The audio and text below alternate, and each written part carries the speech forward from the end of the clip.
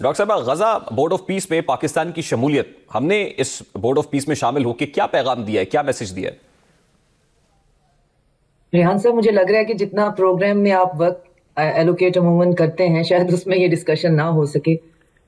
بہت کمپلیکیٹڈ، بہت کیوٹک اور بہت ایمبیگوس ہے اگر اس کو ہم سرفیس لیول پہ دیکھیں. کہ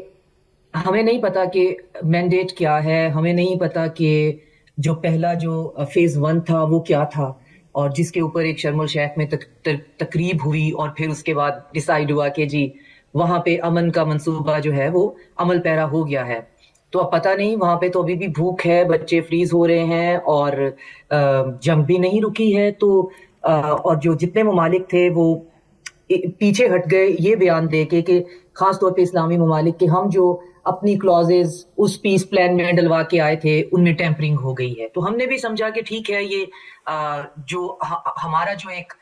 موقف ہے فلسطین کی ریاست کا قیام خاص طور پہ، اور ساتھ میں ہم نے ایک اسٹیٹنگ پوزیشن لی ہوئی ہے کہ ہم حماس کو فورسفلی جو ہے وہ ڈسارم نہیں کریں گے اگر وہ voluntarily for the time being ایسا کرنا چاہیں گے.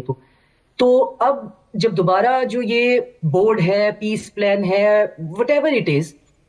جب یہ منظر عام پہ آیا ہے تو فورن آفس کی طرف سے اسٹیٹمنٹ آئی ہے جی کہ ہم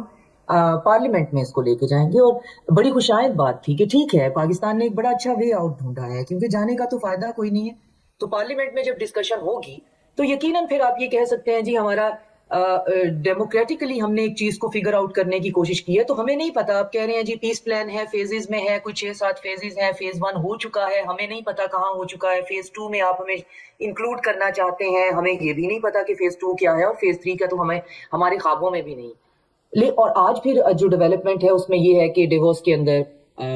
ہم ایگری کر لیا ہے، ہم نے کہ ہم جائیں گے. ترکی نے ایگری کر لیا ہے، گلف کنٹریز جن کا آپ ذکر کر رہے ہیں انہوں نے بھی ایگری کر لیا ہے. تو میں الٹیمیٹلی پھر یہ سوچتی ہوں کہ یہ بڑے عاقل، بڑے سمجھدار لوگ ہیں جو ملک چلا رہے ہیں. ان کے پاس کوئی ایسی بات ہوگی جو ہمارے پاس نہیں ہے، جو میرے اور آپ کے پاس نہیں ہے، اور جو ہمیں سمجھ نہیں آ رہی. ہم اپنی سمجھ کے حساب سے کہہ سکتے ہیں کہ آپ کیسے ایک میں بہت اس کی ایڈوکیسی کی، میں نے اس پلان کی. میرا اکلوتا موقف تمام میڈیا پہ یہی ہوتا تھا کہ ایٹ لیسٹ غزہ کے لوگوں کو کچھ فرینڈلی فیسز دیکھنے کو مل جائیں گے، ایٹ لیسٹ ہم لوگ وہاں پہ ہوں گے تو ہم ان کو بہت اچھی طرح سے سمجھتے ہیں تو حالات اتنے خراب نہیں ہوں گے. لیکن جب یہ پتا چلا کہ وہاں پہ کوئی مینڈیٹ ہی نہیں ہے، وہاں پہ یونائٹڈ نیشن سیکیورٹی کاؤنسل کی طرف سے آپ کے پاس کوئی ہدایت نامہ ہی نہیں ہے، کوئی ٹائم فریم ہی نہیں ہے، کہاں سے ریکنسٹرکشن سٹارٹ ہونی ہے، کس فیز کو آپ ریہیبلیٹیشن کہہ رہے ہیں، غزہ کے اندر جو امن ہے وہ کس طرح سے ہونا ہے، کون اس کی گورننگ کی باڈی ہوگی.